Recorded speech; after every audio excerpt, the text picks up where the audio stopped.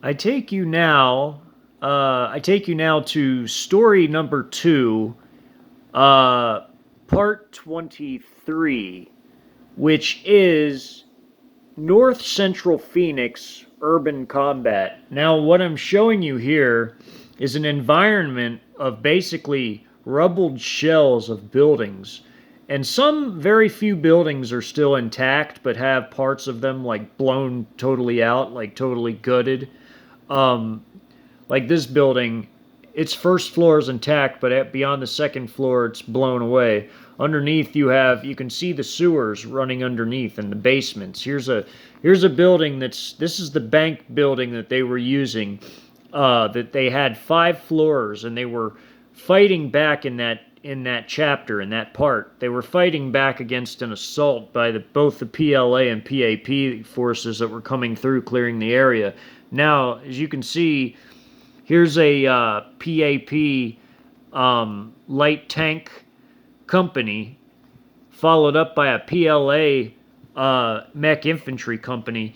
And what they're doing is they're coming through here, like I showed you in my documentary series in 96 Hour Invasion, how they clear neighborhoods. They come through and do a box, they punch right through, they come up and do a box and clear it, doing the same thing up here and here and here. Well, as they're moving through, what you have here is you have an airstrike called in right here.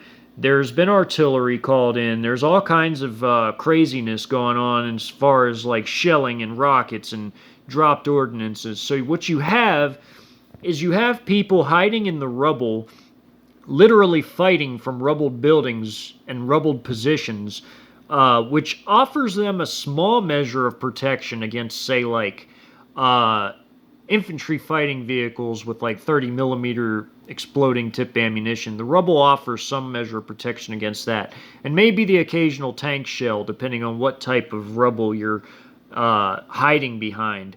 Now, as you can see, the yellow, that's the sewers and the tunnels underneath the city. And what they're doing is, in the second story, I showed you how they literally built their own base camp underneath the city. They used the sewers and they used the underground drainage tunnels, which I explained in the last video. They used those as like their sort of a city under a city. People that once lived above ground became refugees and lived underground. And the partisans that were either part of the armed forces, now ex-armed forces, they too made their base camps underground. And what they would do is they would come up from the basements that connected to, say, the tunnels underground, and they would come up and they would take positions in the rubbled buildings.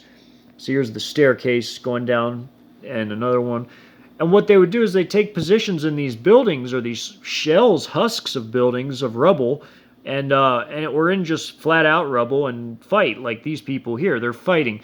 They're using things like Molotovs and whatever primitive weapons they could manage, or even some of the few rare captured weapons by this point in the story, in the second story, or even some of the American weapons that the guards people had or so. Now I'm going to show you this right here. I'm going to show you this more up close. Now, what you have here is you have the rolling shield, where these mechanized infantry, they're not grenadiers, they're just straight up mech infantry, which means they're not attached to the tank forces. Now, they're following this PAP tank force. They're teaming up and doing a rolling shield, where the tanks are leading the way and the infantry is behind them in 2 columns in the rolling shield. And you can see here, there's a JH-7 coming in to do a airstrike. It already dropped some ordnances right here, like I showed you on this map, which is this. And now you see them heading towards the buildings to clear the rubble. Now, underground here, you have their community, and you have them coming up either through manholes or through the basements of certain buildings. And that is how the partisans would pop up. And it was almost like whack-a-mole in military terms. And they would clear an area and then have to go back through and re-clear it, which is a facet of modern urban warfare. That's just the way it is. You know, you have various forces hiding under the ground. See, here's an RPG guy, fired an RPG. Tanks are shooting, machine guns are blazing. There's a manhole cover. You have people coming up out of these underground areas and occupying rubbled buildings, the remains of them. And you can see this being pummeled by tank shells from these light tanks. And basically, in urban warfare, what you have is you have to use the same concept as I showed you here, more in the suburbs, where they use canals, they used wadi systems, they even used drainage culverts to hide in, and that is how they generally moved around while keeping such a low profile to where they actually had a chance to make it, to survive. Because the main thing in urban warfare is keep your head down, keep a low silhouette, cover and concealment is a huge thing. You want something that offers you cover, which is protection, and then also concealment. If you can have both CNC, cover and concealment, then that's great. Like these fences, they were cover, but they weren't, they were concealment, but they weren't cover. Meaning these snipers in these houses over here, while they were zigzagging, they were avoiding the snipers on this side and also the ones on this side by zigzagging and getting through it. You have to do things like that in rubble, behind fencing, behind anything that gives you cover and concealment. That is how you have to generally move. You have to stay low, avoid snipers, watch out for traps, and the best thing you can do is find a place underground that offers you protection from things like air or artillery strikes. Like you have this JH-7 just pummeling this neighborhood here. They're blasting former shells of what used to be office buildings and things like that. And now you have partisans hiding in them, and you see all the dead partisans. They're throwing Molotovs, firing RPGs and tank rounds, and just the whole nine. This is urban warfare, and they're having to go through and clear all these areas.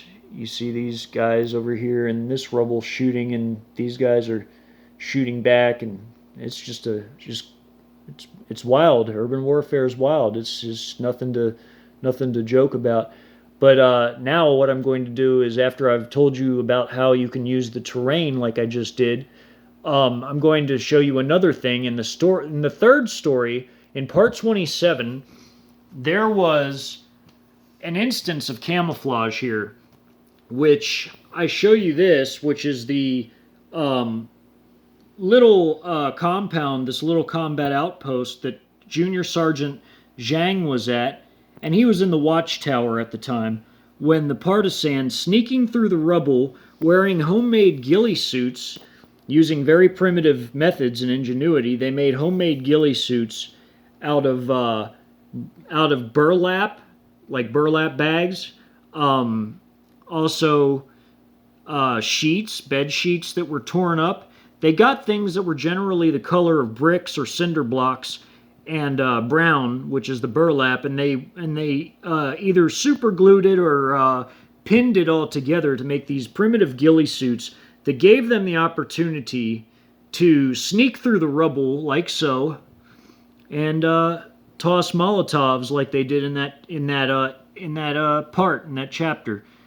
You see the armored personnel carrier there.